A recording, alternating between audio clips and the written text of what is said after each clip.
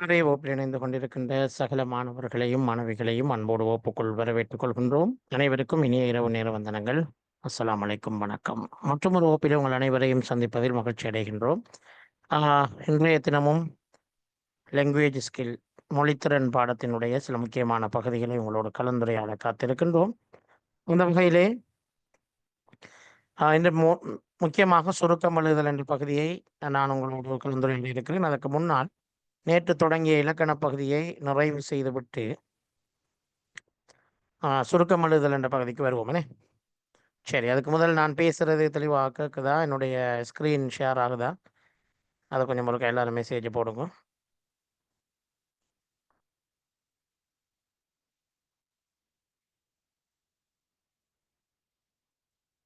என்னுடைய voice clear ஆகிக்குதா?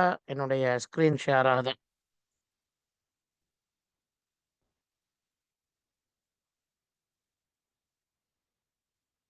சரி, good. So நேற்று நாங்கள் தொடக்கி வச்ச தலைப்பு தான் இந்த வழக்கு, இலக்கண வழக்கு.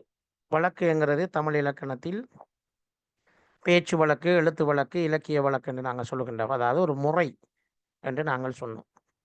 அதாவது எங்களுடைய முன்னோர்கள் எந்த விடயத்தை, எந்த பொருளை என்ன அர்த்தத்தில் பயன்படுத்தினார்களோ அதே மாதிரி நாங்களும் பயன்படுத்துவதற்கு பேர் தான்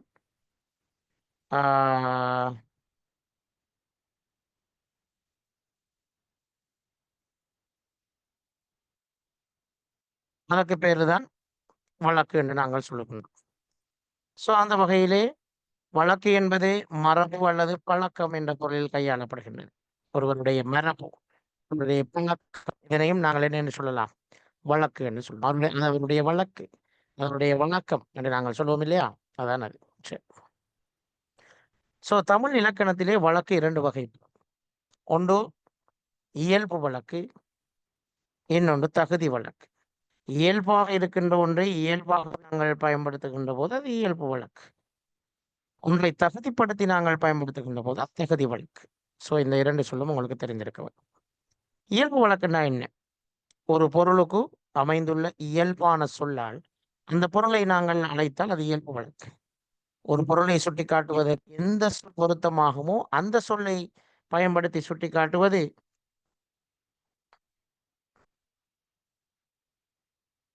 இயல்பு வழக்கு என்று அழைக்கப்படும். ஸோ நாம் தமிழ்நாட்டில் வாழ்கிறோம், நாம் இலங்கையில் வாழ்கிறோம் என்று நாங்கள் சொல்லுகின்ற போது இயல்பு வழக்கு. இயல்பான சொற்கள் தான் அதில் பயன்படுத்தப்பட்டது. இயல்பான கிராமர் அதில் இருக்குது. ஸோ அங்கே வந்து அதை இயல்பு வழக்குன்னு சொல்லுவோம். இந்த வாக்கியத்தில் பயன்படுத்தப்பட்ட சொற்கள் அவற்றினுடைய இயல்பு நிலை கெடாமல் நின்று பொருளை உணர்த்துகின்றன. இந்த வாக்கியத்தை நீங்க பார்த்தீங்கன்னா அதில் இருக்கிற எல்லா சொல்லுமே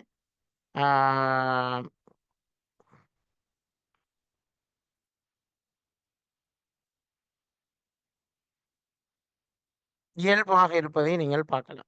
இதைத்தான் நாங்கள் இயல்பு வழக்குன்னு சொல்லுவோம். இந்த இயல்பு வழக்கு 3 வகைப்படும். இலக்கணம் உடையது, இலக்கண போலி, மருவு அல்லது மருவுமொழி. இலக்கணம் உடையது என்று நாங்கள் சொல்லுகின்ற போது இலக்கண நெறிப்படி முறையாக வரும் வழக்கு இலக்கணம் உடையது என்று சொல்லுவோம். இதில் இலக்கண பிள்ளைகள் எதுவும் இருக்காது.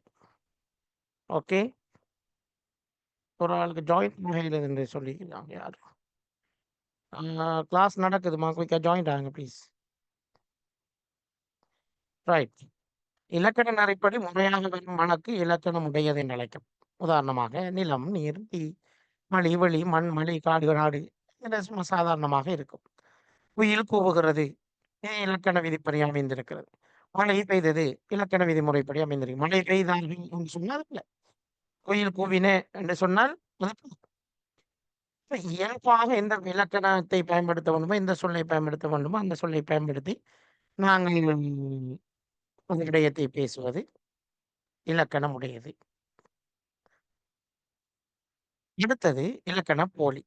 இலக்கண போலி என்று சொல்லும்போது இலக்கணம் இல்லாததாக இருந்தாலும் இலக்கணம் உடையதை போல சான்றோர்களால் ஆண்டோர்களால் வழங்கப்பட்டது இலக்கண போலி. இலக்கண நெறிக்கு பொருந்தாததாக இருந்தாலும் கூட அதை அப்படித்தான் பயன்படுத்தினார்கள் என்பதால் நாங்களும் அதனை அப்படித்தான் பயன்படுத்த வேண்டும். அதைத்தான் நாங்கள் இலக்கண போலி என்று நாங்கள் அழைக்கின்றோம். சரியா? உதாரணமாக இல்வாய், வாயில் என்பதை இல்வாய் என்று அழைப்பது. புறநகர் என்பதை நகர்ப்புறம் என்று அழைப்பது, சிறை என்பதை தசை என்று அழைப்பது, கோயிலை கோவில் என்று அழைப்பது, இதெல்லாம் இப்படித்தான் பயன்படுத்தப்படுவதால் நாங்கள் அதனை இலக்கண போலி என்று சொல்கின்றோம். ரைட். அப்படியான சொற்கள் தான் நாங்கள் நேற்று பார்த்தோம் இல்லையா? அது இல் முன் முன்றில், கால்வாய் வாய்க்கால், நகர்ப்புறம் புறநகர், மிஞிறு நிமிரு, கண்மீ மீகண், தசை சதை, கொம்பு நுனி நுனிக்கொம்பு. தடித்த எழுத்தில் உள்ளவை எல்லாம் சரியான சொற்களின் இலக்கண போலிகள். சரியான சொற்கள் பின்னால் இருக்குது. ஏன்னா இதைத்தான் நாங்கள் சான்றோர் பயன்படுத்தி வந்தால் நாங்களும் அப்படித்தான் பயன்படுத்துவோம். அது பிழை கிடையாது. ஓகே. அப்போ இலக்கணம் உடையதும் இலக்கண போலியும் உங்களுக்கு இப்போ விளங்கியிருக்கும். இந்த இலக்கண போலி வகைப்படும். ஒன்று முதற்போலி, இடைப்போலி, கடைப்போலி. முதல் எழுத்து மாறி வந்தால் அது முதற்போலி, இடை எழுத்து மாறி வந்தால் இடைப்போலி, இறுதி எழுத்து மாறி வந்தால் கடைப்போலி. உதாரணமாக மஞ்சு, மைஞ்சு, அரசன், அரைசன் என்று பயன்படுத்துவது, அறம், இரண் என்று பயன்படுத்துவது. நம்ம இவ்வாறு பயன்படுத்துகின்ற அந்த முறைகளுக்கு ஏற்ப மாறும் என்பதை நாங்கள் பார்க்கின்றோம். போலி எழுத்துக்கள் சொல்லின் முதலில் இடம் வரும்போது முதற்போலி, இடையில் இடம்பெற்றால் இடைப்போலி, இறுதியில் இடம்பெற்றால் கடைப்போலி. அதுக்கு உதாரணங்கள் போட்டிக்கும் பாருங்க. ஒவ்வை, அவ்வை என்று நாங்கள் சொல்கின்றோம். பௌத்தம், பௌத்தம் என்று எழுதுகிறது. நண்டு, ஞண்டு என்று எழுதுகிறது. மையல், மயல், மையம், மையம் என்று எழுதுகிறது. ஐயர், ஐயர், ஞாயிறு, ஞாயிறு, பையன்கள், பசங்கள், யாமம், சாமம். இவ்வாறு எழுத்துக்களை முதல் எழுத்தை மாற்றி எழுதுகின்ற போது அது முதற்போலி என்று அழைக்கப்படுவதை நாங்கள் பார்க்கலாம். இடைப்பொலிக்கு உதாரணம் இரண்டாவது எழுத்து மாறி வருவது. அரைசன், ஈசல், நிலையம், வளையம், களையம் என்று பயன்படுத்துவது. அப்போ அவ்வாறு பயன்படுத்துகின்ற போது அது இடைப்போலி என்று நாங்கள் சொல்கின்றோம். கடைப்போலி என்று சொல்கின்ற போது கடை செலுத்து, அறம் என்பதை அரண் என்று சொல்வது. பந்தல், பந்தர், இளம் கலன், குடல், குடர், மதில், மதில், செதில், செதில், அரும்பு, அரும்பர், இன்பம், இன்பு, இயை, இசை, பிசை, பியை, இப்படி வாருது. அப்ப கடைசி எழுத்து மாறுகின்ற போது கடைப்போலி என்று நாங்கள் சொல்கிறோம். அப்போ 3 வகையான இலக்கண போலிகள் இருக்கின்றன. ஒன்று முதற்போலி, இடைப்போலி, கடைப்போலி என்று பயன்படுத்தப்படுவதை நாங்கள் பார்க்கின்றோம்.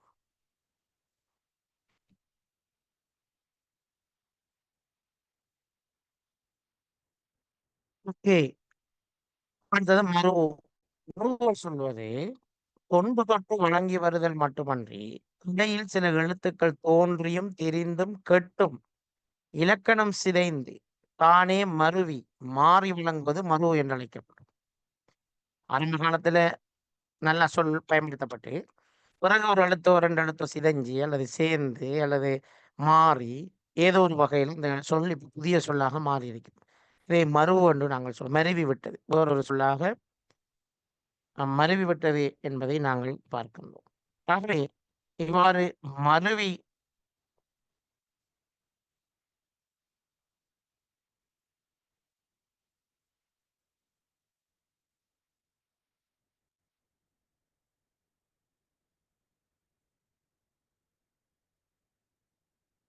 சரி. உதாரணமாக அருமருந்தென்ன, அரு மருந்தென்ன என்ற சொல், அருமருந்தென்ன என்ற சொல் தான் மருவி அருமந்தேன் வந்து அருமந்த அருமந்த பொருள், அருமந்த சாப்பாடு என்று சொன்னா அருமருந்தான அருமையான மருந்து போன்ற ஒரு பொருள் என்பதுதான் அதனுடைய அர்த்தம். அதான் அருமருந்தென்ன, சரிதானே? அருமருந்தென்ன என்ற சொல். ஓகே.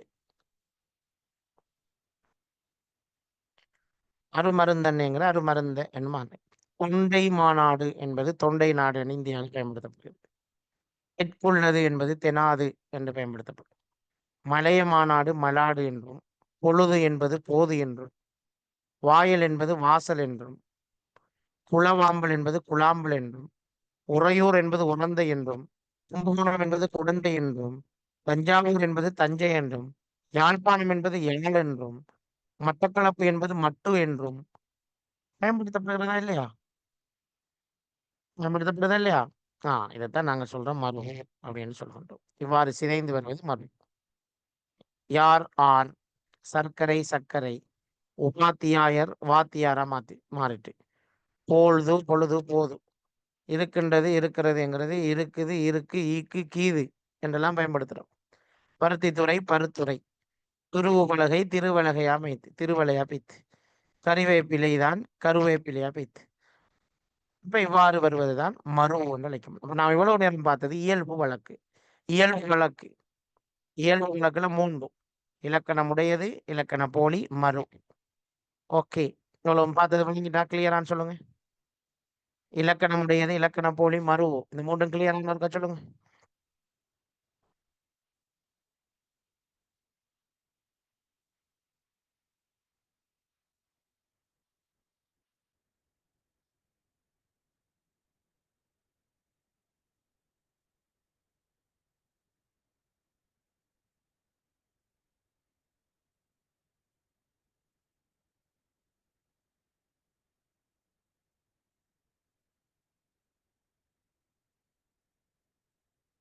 ரைட்.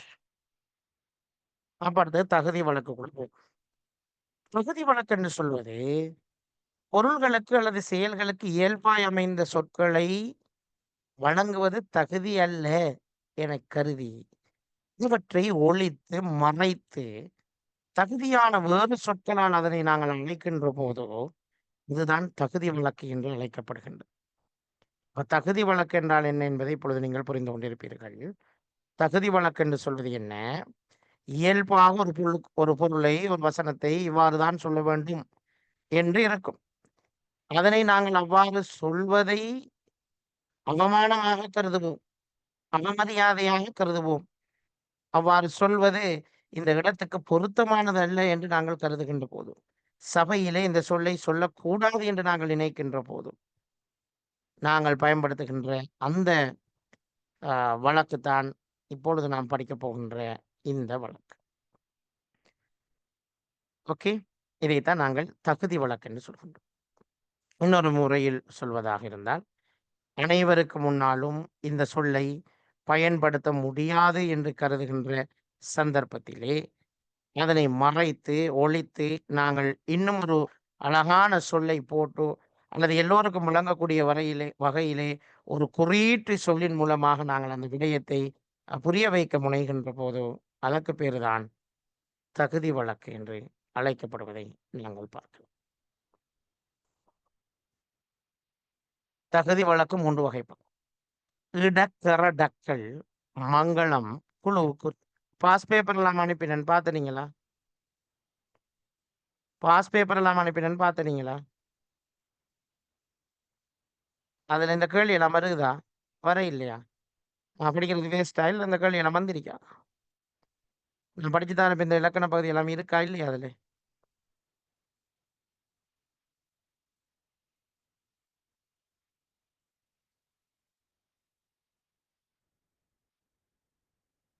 சொல்லுங்களேன், பார்த்தாக்கள் சொல்லுங்களேன், பாஸ் பேப்பர் பார்த்தாக்கள்.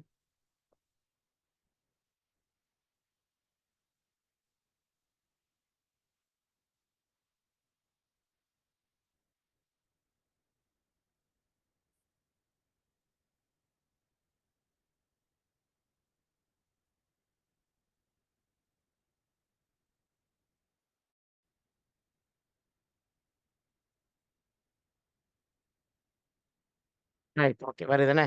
ரைட், ஓகே, அப்ப பாப்போம். இடக்கரடக்கல், மங்களம், குழுவுக்குறி. அதாவது இடக்கரடக்கல் என்றால் என்னன்னு பார்ப்போம். இடக்கரடக்கல் நன்மக்களிடத்தில் அல்லது சான்றோர்களினுடைய அவையிலே கூறத்தகாத சொற்களை மறைத்து புற சொற்களால் கூறுவதுதான் என்ன நினைக்கப்படும்? இடக்கரடக்கல். அதாவது இடக்கர் என்றால் சான்றோர், அடக்கல் என்றால் அடக்கி வாசித்தல், முன் கூறக்கூடாத விஷயங்களை கூறாமல் தவிர்ந்து கொள். அப்ப இடக்கருக்கு முன்னால் அடக்கியாள்கள், இடக்கரடக்கல் என்று இதுதான் அழைக்கப்படுகிறது. இப்போ உங்களுக்கு இடக்கரடக்கல் என்று சொல்லிக்கூடிய விளக்கம் கிடைத்திருக்கின்றது. ஏன் இடக்கரடக்கல் என்று அது அழைக்கப்படுகிறது என்ற விடயம் உங்களுக்கு புரிந்திருக்கும் என்று நான் நினைக்கிறேன். ஸோ இடக்கர டக்கல் என்கின்ற சொல், இடக்கர் என்றால் சான்றோர், அடக்கல் என்றால் கூறக்கூடாத வார்த்தை. ஆகவே இடக்கர டக்கல் என்பது சான்றோருக்கு முன்னால் கூறக்கூடியாத வார்த்தைகளை சொல்வதுதான் இடக்கர டக்கல். அமங்கல நிகழ்வை மங்களப்படுத்தி கூறும்போது சான்றோர் அவையில் கூற முடியாத சொற்களைத்தான் இடக்கர டக்கல் என்று சொல்வார்.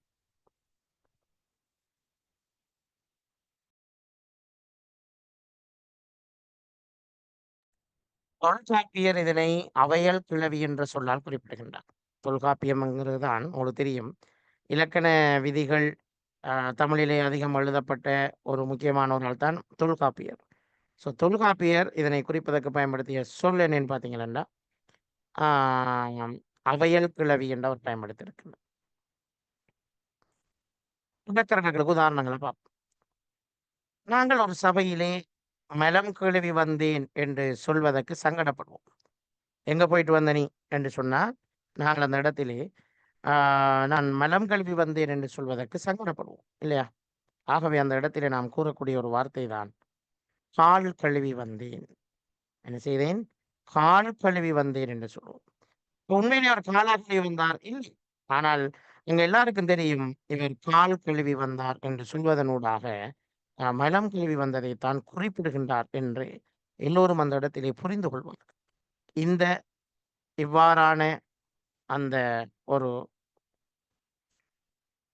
சபை நலன் கருதி நாங்கள் பயன்படுத்துகின்ற அந்த சொல்லுக்கு பேரு தான் இடக்கர டக்கல் அப்படின்னு சொல்லி நாங்க பார்த்தோம். ஓகேங்க.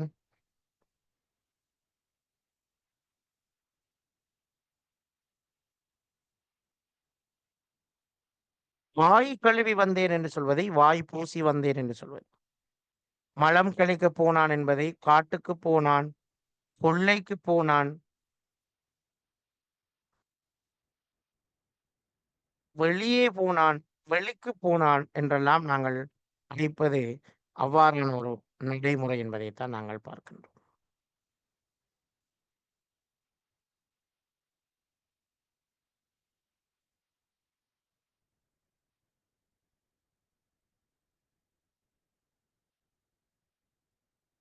இடையர்த்தார் என்பது ஒன்றுக்கு போனான் என்று சொல்றது. முதல் உதாரணத்தில் மலம் என்ற சொல்லின் இடக்கரடக்கலாக கால் என்ற சொல் வழங்கி வருகிறது. ஸோ இதான் இடக்கரடக்கல். ஓகே, இடக்கரடக்கல் விளங்கிட்டா? கிளியரா?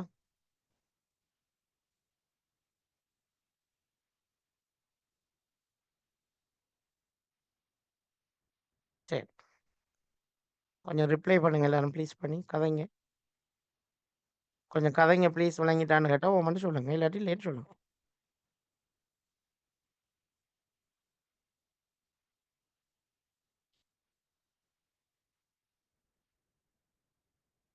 சரி, இந்த மங்களம், மங்களம் அல்லாத சொற்களை கூறாமல் ஒழித்து மங்களமான சொற்களை கூறுதல்.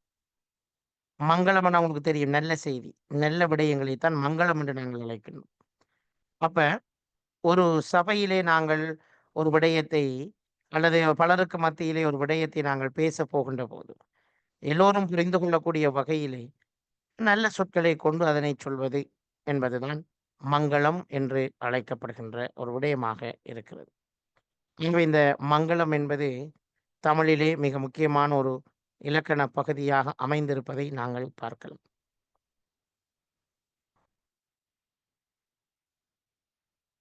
சரி, வாங்க மங்களம்.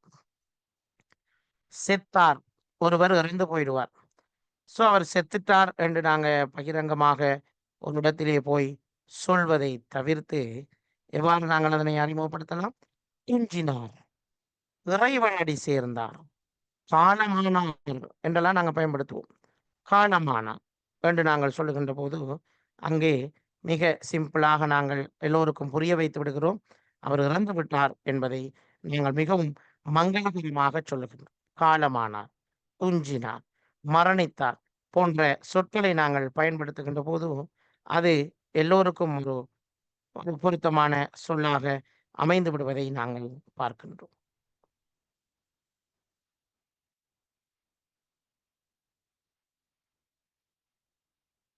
சரியா? ரைட்.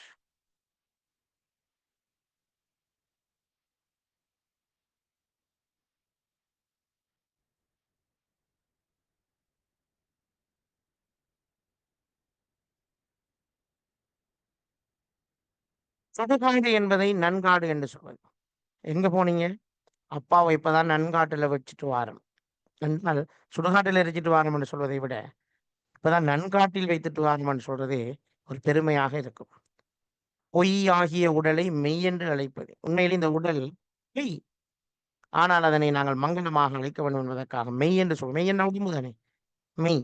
மெய் என்றால் உடல். அவை உடலை அழைப்பதற்கு மெய் என்ற சொல்லை பயன்படுத்துவது. தாலி அருந்தது என்று ஒரு பெண்ணை பார்த்து நாங்கள் சொல்வதை விடுத்து, அவளது தாலி பெருகிவிட்டது என்று சொல்லுவோம். தாலி பெருகிற்று. அப்ப அவள் விதவையாகிவிட்டாள் என்பதை இவ்வாறு சொல்லலாம். கருப்பாடு என்பதை வெள்ளாடு என்று அழைப்பது. ஸோ தடித்தளத்தில் உள்ளது மங்களமான சொல். ஓகே. இப்போ மங்களம் என்றா என்ன? சொல்லக்கூடாத சொல்லல, சொல்லலாம். ஆனால் கொஞ்சம் பெருமையாக, கொஞ்சம் எல்லோருக்கும் மத்தியிலே சொல்லக்கூடிய சொல்லாக, அழகாக அந்த விடயங்களை முன்வைப்பதற்காக பயன்படுத்துகின்ற ஒரு விடயம்தான் மங்களம் என்ற சொல். ஸோ இப்போ மங்களம் எல்லாருக்கும் கிளியரான ஒரு மெசேஜ் போடுங்க. மங்களம் கிளியரா? சரி.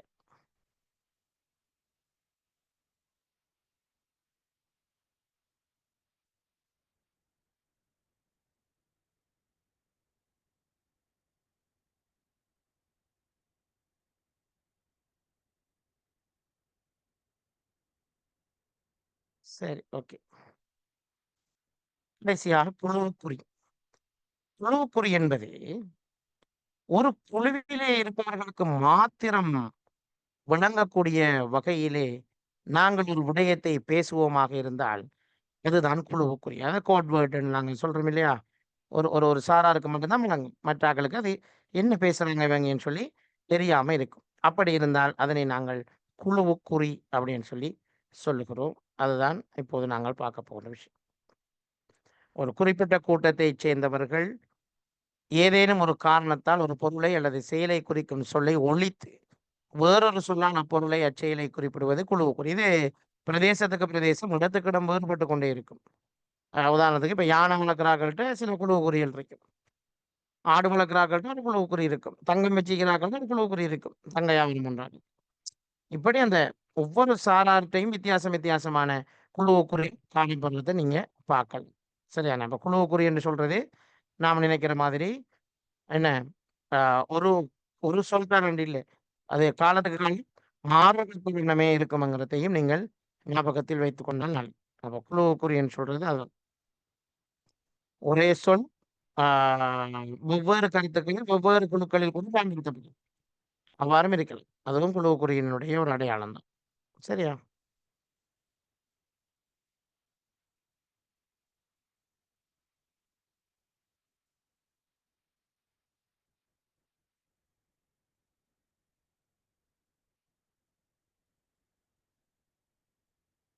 உட்கொள்ளர்களுக்கு மத்தியிலே பரி என்ற சொல் தங்கத்தை குறிப்பதற்கு பயன்படுத்தப்படுகின்றது.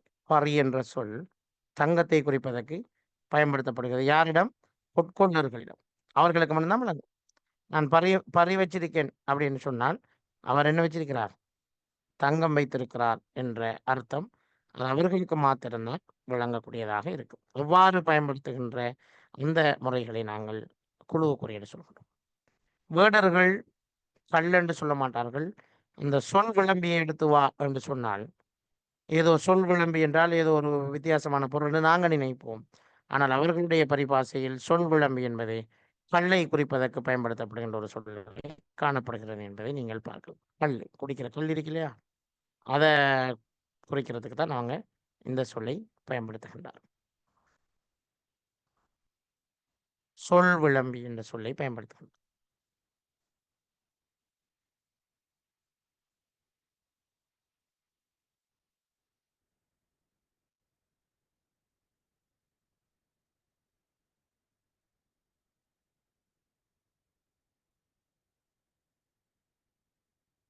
ஆணைப்பாளர்கள் ஆடை என்று சொல்வது காரை, கடத்தல்காரர்கள் பொருள் என்று சொல்வது ஆயுதங்களை. நீங்க படத்துல எல்லாம் பார்த்திருப்பீங்க. பொருள் எடுத்துட்டு வா அப்படின்னு சொன்னா, ஆயுதத்தை எடுத்துட்டு வா என்பதுதான் அதனுடைய அர்த்தமாக இருக்கும் என்பதை நீங்கள் படங்களிலே, சினிமாக்களிலே பார்த்திருப்பீர்கள். ஸோ இதெல்லாம் வந்து மிக முக்கியமான பகுதிகளாக இருக்கிறது. சரி.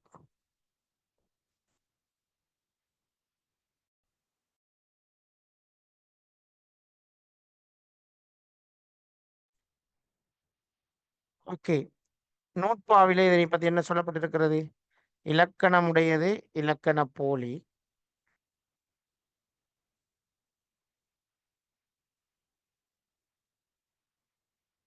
மருவு என்றாகும் மூவகை இயல்பும் இடக்கரடக்கல் மங்களம் குழுவுக்குறி எனுமுத்தகுதியோடாராம் வழக்கியல் என்று நூற்பாவிலே இந்த இலக்கண பகுதி சொல்லப்பட்டிருக்கிறது. ஓகே. ஓகே. இவ்வளவு நேரம் நாங்க பார்த்த இயல்பு வழக்கு, தகுதி வழக்கு ஃபுல்லா முடிச்சிட்டோம். நாங்க சுருக்கத்துக்குள்ள போறோம். ஸோ கிளியரான இன்னொருக்கா சொல்லிடுங்க எல்லாரும். சுருக்கத்துக்குள்ள போவோம். கிளியர் தானே எல்லாருக்கும்? இந்த இலக்கண பகுதி ஃபுல் கிளியர் தானே? சரி.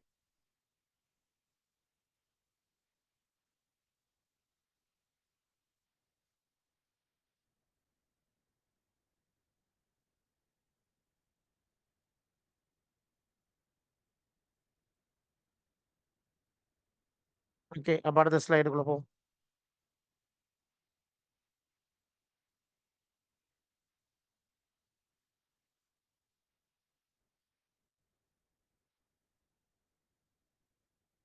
அப்படியே காத்துடுங்க. அடுத்த ஸ்லைடை மாத்திட்டு வரோம்.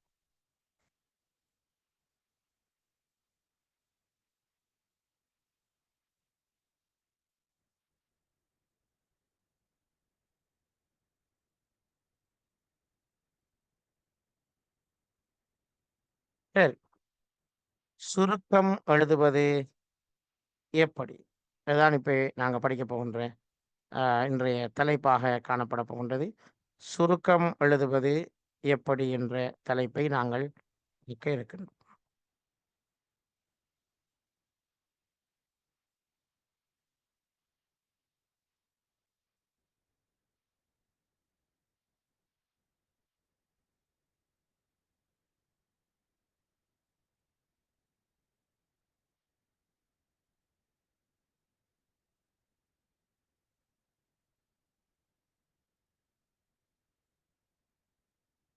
சுருக்கம் என்றால் என்ன? ஒரு விடயத்தை, ஒரு பந்தியை அதன் கருத்து சிறிதும் குறையாமல் குறைந்த சொற்களில் திரட்டி எழுதுவதுதான் சுருக்கம். அப்ப சுருக்கம் என்றால் என்ன என்று நாங்கள் தெளிவாக விளங்கிக் கொள்ள வேண்டும். சுருக்கம் எழுதுவது என்று சொல்வது மிக முக்கியமான ஒரு பகுதியாக இது அமைந்திருக்கும். சுருக்கம் எழுதுகின்றது என்ற விடயத்தை பொறுத்தவரையிலே நாங்கள் மிக தெளிவாக விளங்கிக் கொள்ள வேண்டிய ஒரு பகுதியாக இது காணப்படுகிறது. சொல்லப்பட்ட பந்தியில இருந்து நாங்கள் எதையும் குறைக்க முடியாது. இந்த சொல்லப்பட்ட கருத்து சிதையக்கூடாது. அவ்வாறு நாங்கள் சொன்னாதான் சுருக்கம். சுருக்கமா சொல்றேன்னு சொல்லிட்டு, அவங்க சொல்ல வந்த விஷயத்தை திசை மாற்றி, அவங்க சொல்ல வந்த விஷயத்தை நாங்க கணக்கில் எடுக்காம, வேறொரு விடயமாக நாங்க டைவர்ட் பண்ணினோம்னால், அது சுருக்கம் கிடையாது. அப்ப உண்மையான சுருக்கத்தினுடைய முதலாவதும் அடிப்படையானதுமான பண்பு என்னன்னு பார்த்தீங்கன்னா, அந்த சுருக்கம் மூலப்பந்தியை பிரதிபலிக்கக்கூடியதாக இருக்க வேண்டுமே தவிர, மூலப்பந்தியை சிதைக்கக்கூடிய கருத்து கொண்டதாக அது இருக்கக்கூடாது என்பதைத்தான் நீங்கள் மிகவும் திட்ட தெளிவாக புரிந்து கொள்ள வேண்டிய ஒரு விடயமாக இருக்கு. அப்ப சுருக்கம் எழுதுதல் என்ற விடயத்தினுடைய அர்த்தம் அதுதான். நாங்கள் என்ன செய்யக்கூடாது? மூலப்பந்தியினுடைய கருத்தை சிதைக்கக் கூடாது என்ற விடயத்தை நீங்கள் ஒவ்வொருவரும் மிக தெளிவாக புரிந்து கொள்ள வேண்டும் என்பதை ஞாபகப்படுத்திக் கொள்கின்றேன். சரியா? ரைட்.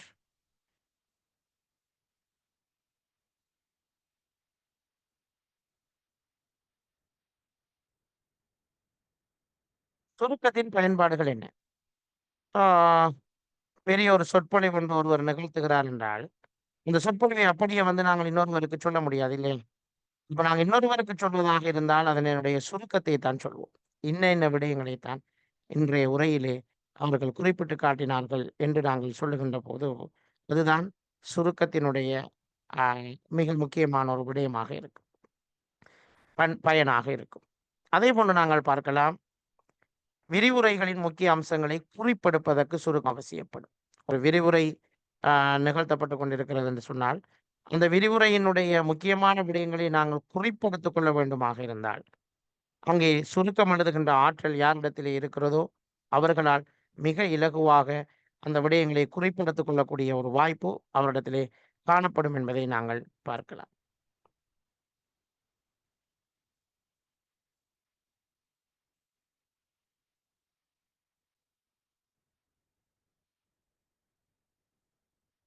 சரியா?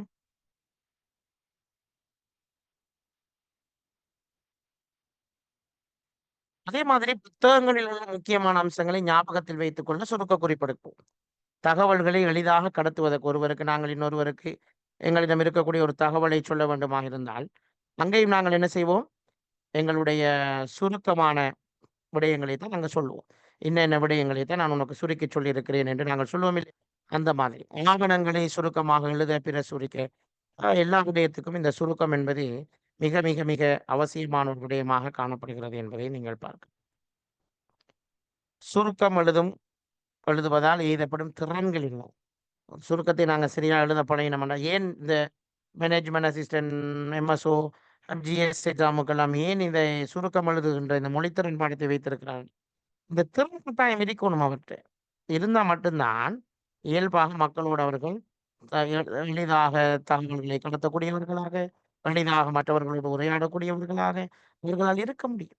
ஆகவே இந்த திறனை அ கட்டாயம் வளர்க்க வேண்டும் என்று அரசாங்கம் விரும்புவதால் தான், உங்களுக்கு இந்த திறனை அவர்கள் ஒரு பரீட்சையிலே பரீட்சித்து பார்க்கிறதற்காக இந்த மாரி விஷயங்களை வைத்திருக்கிறார்கள் என்பதை ஞாபகத்தில் வைத்துக்கொள். சரி. அப்ப சுருக்கம் எழுதுகின்ற ஒரு ஆள் என்னென்ன விஷயங்கள பெற்றுக்கொள்வார்? கூர்ந்து அவதானிக்கும் திறனை பெற்றுக்கொள்வார். ஒரு விஷயத்த எப்படி நாங்க அ சிறப்பான முறையில் அவதானிக்கலாம் என்கிற அவதானத்திறன் அவரிடத்திலே வளரக்கூடிய ஒரு வாய்ப்பும், இந்த சுருக்கம் எழுதுகின்ற ஒருவருக்கு கிடைக்கின்ற ஒரு சந்தர்ப்பமாக நாங்கள் பார்க்கக்கூடியதாக இருக்கு. சரியோ? ஓகே. அதே மாதிரி கிரகித்தல் திறன். எங்கட லிசனிங் அதே மாதிரி எங்கட கிரகித்தல்ன்னு நாங்க சொல்லுவோம் இல்லையா? ஒரு விஷயத்த நாங்க அண்டர்ஸ்டாண்ட் பண்றது.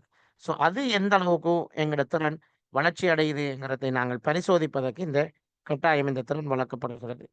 அடுத்தது வந்து செறிவான சுருக்கமாகவும், தெளிவாகவும் விளக்குகின்ற ஒரு விஷயத்த யாருக்கு சுருக்கமாவும், தெளிவாவும் விளக்க முடியுமோ அவங்க எல்லாரும் விரும்புவாங்க. யாரு சலப்பி, சலப்பி, திருப்பி, திருப்பி ஒரு விஷயத்த சொல்ல முடியாம தவித்து, சொல்ல வந்ததை மறந்து பேசுகின்ற மனிதர்களை எல்லாம் நீங்க அவதானிச்சிருப்பீங்க. அப்படியான மனிதர்கள் விரும்ப மாட்டார்கள். நீங்களும் தான். அப்படியான ஆட்களை நீங்க விரும்ப மாட்டீங்க. யார விரும்புவீங்க? சுருக்கமா ஒரு விஷயத்த தெளிவா உங்களுக்கு சொல்லக்கூடிய ஒருவரை தான் நீங்கள் விரும்பக்கூடியவர்களாக இருப்பீர்கள் என்பதை நாம் ஞாபகப்படுத்திக் கொள்ள வேண்டும். அதே மாதிரி செறிவான மொழியை கையாண்டு கருத்துக்களை ஒழுங்கமைக்கின்ற திறன் எங்களுக்கு இந்த சுருக்கம் எழுதுவதனூடாக கிடைக்கிறது என்பதையும் நாங்கள் பார்க்கலாம். இப்ப சுருக்கம் எழுதுவதால ஒரு மனுஷனுக்கு இவ்வளவு திறன்களும் வளர்க்கப்படுகிறது. பொருள் புலப்பட நேர்த்தியா எழுதுகின்ற திறன். சரி. இதெல்லாம் ஒரு அறிமுகம் தான் இப்ப நாங்க இவ்வளவு நேரமா பார்த்தது. இப்பதான் நாங்க சுருக்கம் எழுதுற எப்படிங்கிற விஷயத்த கற்றுக்கொள்ள போகின்றோம். சுருக்கம் எழுதுவது எப்படி?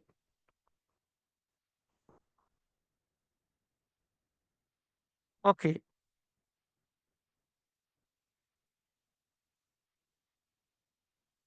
ஓகே. இதுல நீங்க சில விடயங்களை கவனத்தில் கொள்ள வேண்டும். நீங்க சுருக்கம் எழுத போகின்ற போது, கட்டாயம் நீங்கள் சில பகுதிகள்ல கவனம் எடுக்க வேண்டிய தேவை இருக்கும். அதுல நீங்க கவனம் எடுத்தால் தான், சுருக்கத்தை மிக அழகாக நீங்கள் நேர்த்தியாக எழுத முடியுமாக இருக்கும். அது என்னென்ன பகுதி அப்படின்னு நாங்கள் பார்த்தோம் என்றால், முதலாவது வாசித்தல். கொடுக்கப்பட்ட பந்தியை நல்ல முறையில நீங்க மீண்டும், மீண்டும் வாசிக்க வேண்டும். அவ்வாறு வாசிக்கின்ற போது, உங்களுக்குள் ஒரு புரிதல் ஏற்படும். அந்த புரிதல் உங்களுக்குள்ள என்ன செய்யும்? அடுத்ததாக கிரகித்தல். இப்ப நீங்க அடுத்த கட்டமா 2ஆம் கட்டமாக செய்ய வேண்டிய வேலை, கிரகிக்க ஆரம்பிக்கும். வாசிச்ச விஷயத்துல பிரதான விஷயம் என்ன? இதுல சொல்லப்பட்ட விஷயங்கள் என்ன? இதுல விளக்கம் இல்லாம இருக்கிற விஷயங்கள் என்ன? மயக்கமா இருக்கிற பகுதிகள் என்ன என்று நீங்கள் ஒவ்வொன்றாக அ புரிய ஆரம்பிப்பீங்க. அதுக்கு பின் வரையறுத்தல். இந்த பந்தி, இந்த நாம் வாசித்த இந்த குறித்த விடயம் இதைத்தான் பேசுகிறது. இன்னென்ன விடயங்களைத்தான் எனக்கு அது சொல்கிறது என்று நீங்களாக வரையறுத்துக் கொள்கின்ற வரையறுத்துக் கொள்ள வேண்டும் என்பதையும் நாங்கள் அதிலே பார்க்கின்றோம். வரையறுத்தல் என்பது அடுத்த ஒரு இலச்சினையாக அதற்குள்ள இருக்கிறத நாங்க பார்க்கலாம். சரி. அப்ப இந்த பந்தி எதை பற்றியது என்பதை வரையறை செய்து கொள்வதுதான் அதில் மிக முக்கியமான விஷயம். இதில் மைய கருத்து என்ன, துணை கருத்துக்கள் என்னென்ன அப்படிங்கிறத நாங்கள் பார்க்குறது. ஓகே, இவ்வளவு மிக முக்கியமான விடயங்களாக இருக்கும். அடுத்து நீங்கள் பார்த்தீங்கன்னு சொன்னால் குறித்தல். வாசித்த விஷயங்கள்ல மிக முக்கியமான விடயங்கள் என்ன அப்படிங்கிறத நாங்கள் குறிப்பெடுத்துக் கொள்வது. தெரிவு செய்யப்பட்ட கருத்துக்களை சிறந்த முறையில் நாங்கள் குறிப்பெடுத்துக் கொள்வோம். அப்ப இந்த மாதிரியான விடயங்கள் எல்லாம் மிக முக்கியமானது என்பதை நீங்கள் கவனத்தில் கொள்ள வேண்டும். சரியா? சரி. அப்ப வாசித்தல், கிரகித்தல், வரையறுத்தல், குறித்தல், இந்த 4 படிமுறைகள் கூடாக சுருக்கம் உள்ளதாக ஆரம்பிக்க வேண்டும். அடுத்த படிமுறை ஒழுங்குபடுத்தல். இப்ப நாம குறிச்சு கொண்ட அந்த விஷயங்களை பிரதானமானவற்றை முதல்லையும் துணையானவற்றை அடுத்ததாக போட்டோம் ஒரு முறைப்படி நீங்கள் ஒழுங்குபடுத்திக் கொள்ள வேண்டும் என்பதையும் நீங்கள் பார்க்கணும். சரியானே?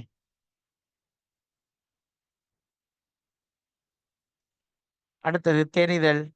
குறித்து கொண்ட அம்சங்கள்ல மிக பிரதானமாவற்றை தேர்ந்தெடுத்து அதை மாத்திரம்தான் நாங்கள் சுருக்கத்திலே பயன்படுத்த வேண்டும்.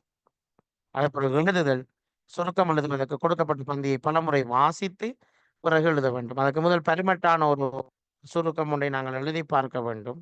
பரிமட்டான சுருக்கம் என்றால் நாங்கள் ஒரு ஒரு ரஃப் எழுதுறேன்னு சொல்லுவோமே, அந்த மாதிரி ரஃப் எழுதி பார்த்து போட்டு தான் நாங்கள் அதுக்கு பிறகு முழுமையாக எழுத வேண்டும். ஒழுங்குபடுத்திய அம்சங்களை அடிப்படையாக கொண்டு சொந்த மொழிநடையில் பிழையின்றி எழுத வேண்டும். அங்கே இருக்கிற பந்தியில் இருக்கிறதை அப்படியே பார்த்து வைக்கிறது. இப்படி வச்சீங்கன்னு சொன்னால் அது சுருக்கம் அல்ல. ஆகவே நீங்கள் என்ன செய்யணும், அதில் இருக்கிற விடயங்களையும் உள்ளடக்கியதாக உங்களுடைய மொழி நடையில் நீங்கள் அதனை எழுத வேண்டும். சொந்த மொழி நடையில் எழுத வேண்டும், பிழையின்றி எழுத வேண்டும், பொருட்செறிவோடு எழுத வேண்டும் என்கிற விடயங்கள் எல்லாம் கவனித்துக் கொள்ளப்பட வேண்டும். அதுபோல் ஒப்பு நோக்கம். பரிமட்டா எழுதின பந்தியையும் நாங்கள் தரப்பட்ட மூலப்பந்தியையும் ஒப்பிட்டு பார்க்கணும். அதில் இதை விடுபட்டு இருந்தால் அதை நாங்கள் எடுத்துக்கொள்வோம்.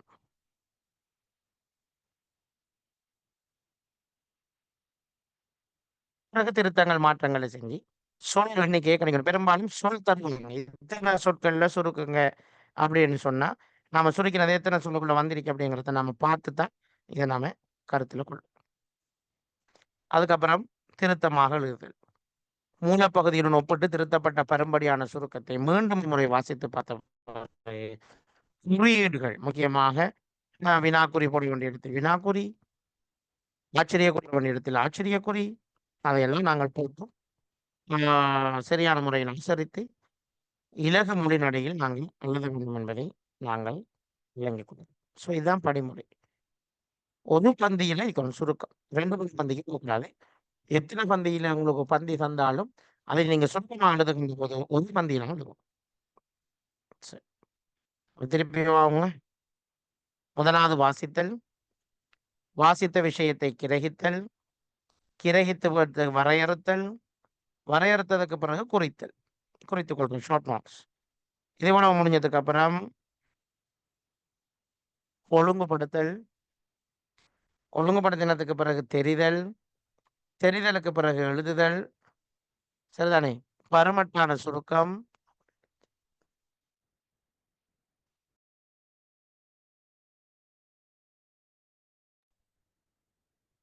ஒப்புநோக்கள், கடைசியாக திருத்தங்கள் மாற்றங்கள் செஞ்சு சொல் எண்ணிக்கையை கணிச்சு அதுக்கப்புறம் மூலப்பந்தியோட ஒப்பிட்டு பார்த்ததுக்கு பிறகுதான் உங்க சொந்த மொழி நடையில ஒரே பந்தியில சுருக்கம் எழுதப்பட வேண்டும். சரியா? ஓகே. இவ்வளவு நேரம் சொன்னது கிளியரா? இவ்வளவு நேரம் சொன்னது கிளியரா?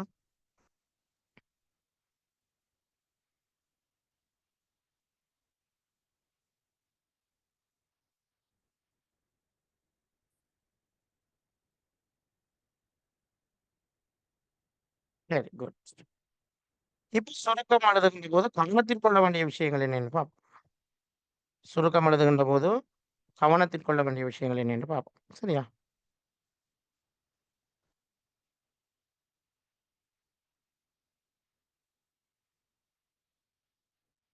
சுருக்கம் நேரடியாக விடயங்களை குறிப்பிட வேண்டும். அப்படின்னு என்ன அர்த்தம்? சுத்தி வளைத்து பேசக்கூடாது. நேரடியாக டிரெக்டாக வந்துடணும். சரிதானே? மேலதிக விடயங்கள் சேர்க்கக்கூடாது, மேலதிக நடையை பயன்படுத்தக்கூடாது. முதல்ல எவ்வாறு சொல்லப்பட்டிருக்கிறோ அவ்வாறே நீங்கள் சொல்லுங்கள். மேலதிகமாக எந்த விஷயமும் நீங்க சேர்க்கக்கூடாது. இத போட்டா நல்லா இருக்குமேன்னுலாம் நாங்க நினைக்கக்கூடாது. தந்தத்த தான் எழுதணும். மேலதிகமா நடையும் சேர்க்கக்கூடாது, சொல்லும் சேர்க்கக்கூடாது. நாம ஒரு உவமை ஒன்றை சேர்த்து எழுதணும். உவமை நடை உண்டு. கூடாது. சரிதானே? நமக்கு எது அவசியமோ அதனை நாங்கள் ஆ தனிப்பட்ட விஷயத்தை தான் சுருக்கி எழுத வேண்டும் என்பதை ஞாபகத்தில் வைத்துக் கொள்வோம். ஓகே. அடுத்தது வந்து மூலப்பகுதியில் உள்ள உவமை முதலிய அணிகளை திருப்பி எழுதக்கூடாது. உவமை, உவமானம், படை, கோள்கள், ஆதாரங்கள், உதாரணங்கள் எதுவுமே பந்தியில வரக்கூடாது. சுருக்கத்தில் வரக்கூடாது. நீ விஷயங்களை கொஞ்சம் நோட் பண்ணிக்கொள்ளுங்க. இது அனுப்புவேன் ஸ்லைடு. ஆனா இப்ப பயிற்சி செய்யறதுக்கு தேவைப்படுமே. பயிற்சி செய்ய டைம் இல்லையோ? டைம் பை தரக்கடையில. சரி பரவாயில்லை.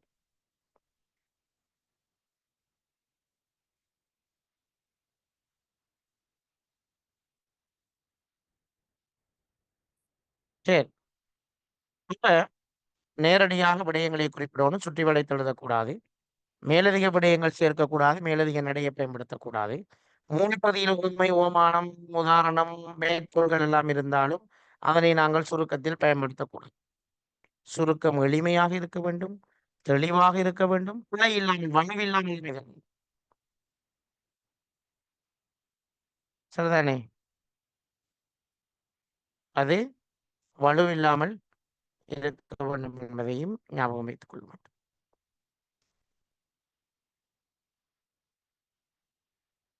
சுருக்கம் சொந்த வசன நடையில் இருக்க வேண்டும்.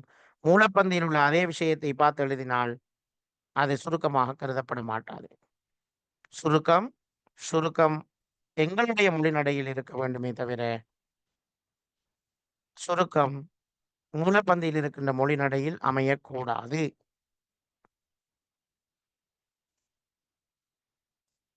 கொடுக்கப்பட்ட மூலப்பகுதியில் எத்தனை பந்திகள் இருந்தாலும் ஒரே பந்தியில் தான் சுருக்கம் எழுதணும். நான் ஏற்கனவே சொன்னேன். எத்தனை பந்தியில இருந்தாலும் நாங்கள் மூலப்பந்தியை தான் சுருக்கி எழுத வேண்டும் என்பதை ஒரே பந்தியில தான் சுருக்கி எழுத வேண்டும் என்பதை ஞாபகத்தில் வைத்துக் கொள்ளுமாறு கேட்டுக்கொள்கின்றேன். அடுத்தது தற்கூட்டு வாக்கியங்களை பிறர்கூட்டு வாக்கியங்களால் எழுத வேண்டும். தற்கூட்டு வாக்கியங்கள் நான் கூறினேன் என்று அந்த பந்தியிலே ஒரு பந்தி இருந்தால், ஒரு வசனம் இருந்தால், அதனை நீங்கள் நான் கூறினேன் என்று கூறக்கூடாது. அவன் கூறினார் என்று தான் கூற வேண்டும். தற்கூற்றுகள் எதுவும் இடம்பெறக்கூடாது, பிறர் கூட்டாக இருக்க வேண்டும். மூலப்பகுதியில் சொல்லப்படாத விடயங்களையும் சொந்த கருத்துக்களையும் எழுதுவதை தவிர்க்க வேண்டும். இதுல இல்ல நாம சேர்க்கக்கூடாது. ஓகே. பாருங்க எவ்வளவு விஷயம் இங்க சுருக்கத்துல. சும்மா நாம சுயலிடம் நாம நினைச்சிட்டு வருவோம். என்ன நமக்கு சுருக்கம் நல்லா தான் எழுதினேன் நான். இந்தமா எழுதினேன். சூப்பரா எழுதினேன். எந்த பிரச்சனையும் இல்ல. சுருக்கம் நான் மிக சிறப்பாக எழுதி முடித்திருக்கிறேன் என்று நான் எக்ஸாம் எழுதிட்டு வந்த பலர் சொல்லுவாங்க. ஆனால் அவர்கள் எழுதிய சுருக்கத்துக்கு எத்தனை மார்க்ஸ் விழும் என்பது அவர்களுக்கு தெரியாது. நூல் பகுதியில் தன்மை முன்னிலை சொற்கள் இடம்பெற்றாலும் படற்கையில் மட்டும்தான் சுருக்கம் எழுதப்படும். தன்மை முன்னிலை வசனங்கள் எதுவும் வரக்கூடியது. ஓகே. செய்யுள் இடம்பெற்றால் செய்யுளாக சுருக்கக்கூடாது. அதன் பொழிப்பை தான் எழுத வேண்டும். தரப்பட்ட பந்தியிலே ஒரு சிறிய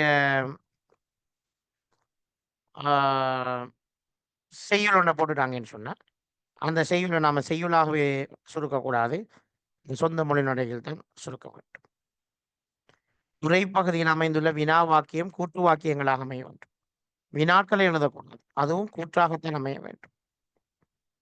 நீண்ட வாக்கியங்களாக அமையின் பொருத்தமான சொற்றொடர்கள், சொற்கள் பயன்படுத்தப்பட வேண்டும். உதாரணத்துக்கு சொல்லுங்களேன். ஒருவர் எழுதுகிறார். கண், காது, மூக்கு, நாக்கு, தோல் அனைத்திலும் யுத்த வெறி ஊறிய ஒருவனே அவனாவான். இதை எப்படி சுருக்கலாம்? கண், காது, மூக்கு, நாக்கு, தோல் இந்த 5ஐயும் சுருக்கி ஒரு சொல்லுல சொல்லலாம். என்ன சொல்லு? சொல்லுங்களேன்.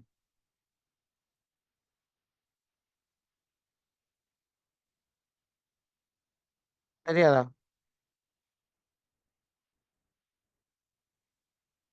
ஐம்புலன் இல்லது ஐம்பொறி.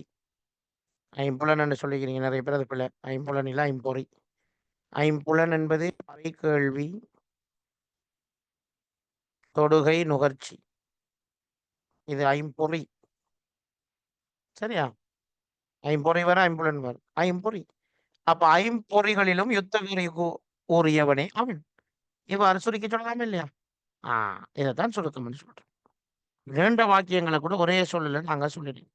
சரி, ரைட். மூலப்பந்தியிலிருந்து சுருக்கத்துல நீக்கப்பட வேண்டிய விஷயங்கள் என்னென்ன? இவ்வளவு நீக்கப்படணும். உதாரணங்கள் சொல்லவே தேவையில்லை. எடுத்துக்காட்டுகள் தேவையே இல்லை. வர்ணனைகள் தேவையில்லை. உபமானங்கள் இல்லை. பணமொழிகள் தேவையில்லை. மேல்கள் ஒன்றுமே தேவையில்லை. இதெல்லாம் கருத்தை விளக்கறதுக்கு வருவதே வென்றால் அது கருத்துக்கள் இல்லை. சுருக்க வேண்டியது கருத்தை. ஆகவே வெட்ட வேண்டியது ஓமானம், ஓமேயம், உதாரணம், எடுத்துக்காட்டு, வர்ணனைகள், பழமொழிகள், மேற்கோள்கள் அனைத்தும் வெட்டப்பட வேண்டும். கூறியது கூறல் தவிர்க்கப்பட வேண்டும். நீக்கப்பட்ட சொற்களை விட அதிகமாகவோ குறைவாகவோ எழுதுவதை தவிர்க்க வேண்டும். 30 சொல்லல சுருக்குங்க என்றால் 30 சொல்லலாம் சுருக்கணும். அதுல 35 மிதிக்கப்படா, 25 மிதிக்கப்படும். ஒரு 29, 31, 32 ஓகே. 1, 2 கூடி குறையல. அதை விட அதிகமாக கூடி குறைய கூடாது. ஓகே. சுருக்கத்தை பந்தியில் உள்ள மூலப்பகுதியின் மைய கருத்து சிதையுமாறு தரமற்று எழுதக்கூடாது. தன் கூற்றுகள் வராது, பிறர் கூற்றத்தான் வரணும். சுருக்கத்தில் கையாளப்பட வேண்டிய செய்யுள்கள் தவிர்க்கப்பட வேண்டும். நன்மை முன்னிலை வராது, எல்லாம் படர்க்கைதான். சரி. ஆகவே ஒரு சிறந்த சுருக்கம் எப்படி இருக்கும்? மூலப்பகுதியின் மைய கருத்து சிதைவில்லாமல் இருக்கும். சொந்த மொழி நடையில் அமைந்திருக்கும். தெளிவாக முன்வைக்கப்பட்டிருக்கும். இந்த 3 பண்புகளும் இருந்தால் அதனை நாங்கள் சுருக்கம் என்று சொல்லலாம். ஓகே. சுருக்கத்துக்கு எப்படி மார்க்ஸ் போடுவாங்கன்னு தெரியுமா? அதையும் பார்த்துருவோமாங்க. பொதுவாக மொழித்திறன் வினாத்தாளில் சுருக்கம் எழுதல் ஒரு முக்கிய வினா. 15 மார்க்ஸ். 120 சொற்கள் கொண்ட ஒரு உரைப்பகுதி வழங்கப்பட்டு 1 பகுதியை சுருக்குங்க அல்லது 35 45 சொல்ல சுருக்குங்க என்று சொல்லுவாங்க. 120 சொல்ல 35 சொல்ல சுருக்கணும். பொருத்தமான தலைப்பிடுங்கன்னு சொல்லுவாங்க. சொற்களின் எண்ணிக்கையை குறிப்பிடுங்க என்று சொல்லுவாங்க. அப்ப என்னென்ன வேலை செய்யணும்? 120 சொல்லிக்கிறத 15 சொல்லு 35 சொல்லு கொண்டு வரணும். பொருத்தமான தலைப்பு நம்ம தான் போகணும். சொல்லையும் பண்ணி போகணும். இந்த 3 வேலையும் நாங்க செய்வோம். செஞ்சாதான் அது சுருக்கம். எப்படி மார்க்ஸ் போடுவாங்கன்னு பாருங்க. எதிர்பார்க்கப்படும் சொற்களின் எண்ணிக்கை 35 45. இதுல 24 34க்குள்ள இருந்தா 2 மார்க்ஸ் குறைக்கப்படும். 44 54 ஆயிட்டா 2 இன்னும் 2 குறைக்கப்படும். சொற்கள் 24 விட குறைவாக இருப்பின் 4 புள்ளிகள் குறைக்கப்படும். சொற்கள் 54 விட அதிகமாக இருந்தாலும் 4 புள்ளிகள் குறைக்கப்படும். பாருங்க என்னென்னதுக்கு மார்க்ஸ் போகும்னு சொல்லி. சொல்ல அதிகமானா மார்க்ஸ் குறையும். உள்ளடக்கம் சரியா இருந்தா 5 மார்க்ஸ். மொழித்திறனுக்கு 5 மார்க்ஸ். உங்களோட அமைப்பு, உங்களோட ஸ்ட்ரக்சர் சரியா இருந்தா 3 மார்க்ஸ். தலைப்பு போடுறதுக்கு 2 மார்க்ஸ். மொத்தம் 15 மார்க்ஸ். உங்களோட உள்ளடக்கம், உங்களோட மொழித்திறன், உங்களோட அமைப்பு, உங்களோட தலைப்பு, உங்களோட மொத்தம் எல்லாம் சேர்த்து 15 மார்க்ஸ் வரும். உள்ளடக்கம் என்று நாம் சொல்வது சொல்லப்பட்ட பிரதான கருத்துக்கள் உள்ளடங்கி இருக்க வேண்டும். மொழித்திறன் என்று நாம் சொல்வது எழுத்துப்பிழை இருக்கக்கூடாது, வாக்கிய பிழை இருக்கக்கூடாது. இதுக்கெல்லாம் மார்க்ஸ் குறையும். தனிப்பந்தியாக அமைந்திருத்தல் வேண்டும். பந்தி பிரிக்கப்பட்டிருந்தா அல்லது வசனங்களாலினா ஒரு மார்க்ஸ் தான் வழங்கும். தலைப்பை வந்து சுருக்கமாக 8 சொல்லுக்குள்ள தலைப்பு கொடுக்கணும். தலைப்பு 8 சொல்லுக்குள்ளே இதை விட அதிகரித்தால் புள்ளி வழங்கப்பட மாட்டாது. ஓகே. யாரு கேள்வி கேட்டுக்கிறீங்க? படர்க்கை எப்படி எழுதுறது? எப்படி உதாரணம் சொல்லுங்கள் சார். இப்ப வசனத்துல இருக்குது, கண்ணன் நான் கொழும்புக்கு போகிறேன் என்று சொன்னான். இதை நீங்க சுருக்கும் போது அவன் கண்ணன் கொழும்புக்கு போவதாக சொன்னான். நான் போகிறேன் என்றால் எழுதக்கூடாது. கண்ணன் போவதாக சொன்னான் என்று மொத்தமாவே படர்க்கையில் எழுதும். விளங்கிட்டோம். சரி. இதை சுருக்குங்க. இதை மட்டும் சுருக்கி முடிப்போம். கிளாஸ் நேரம் போயிட்டு மிச்சம் பயிற்சியில் நாளை பாப்போமா? 9 மணி ஆயிட்டு. அடுத்த கிளாஸ் இதை மட்டும் சுருக்கி சொல்லுங்க. இந்த ஒரு வசனத்தை மட்டும் பார்த்துட்டு முடிப்போம்.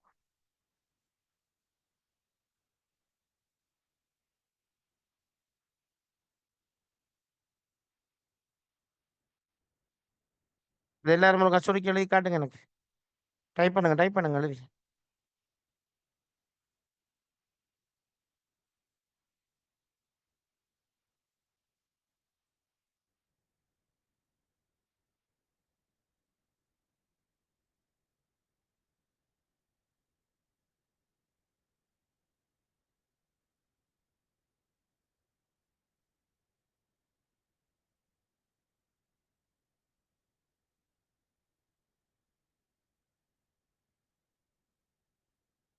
Right. Hani Malita, very good. What about others?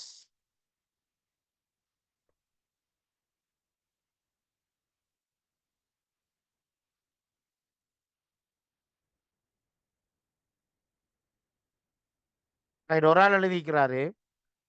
அவன் இன்று கொழும்புக்கு வந்தால் அதிசயம் நடக்கும்.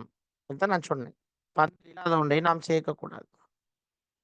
அதிசயத்தை பத்தியெல்லாம் பந்தியில கதைக்கப்படல.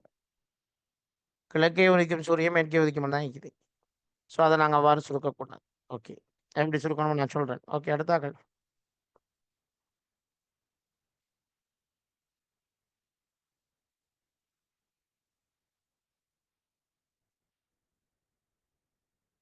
சரி, வெரி குட். சஜித், ஹனீம் 2 பேருக்கும் வெரி குட். 2 பேர் தான் சொல்லிக்கிறீங்க. மற்ற ஒருத்தர் ஆன்சர் பண்ற மாதிரி காணல. எனக்கு நேரும் போது நான் ஸ்டாப் பண்றேன்.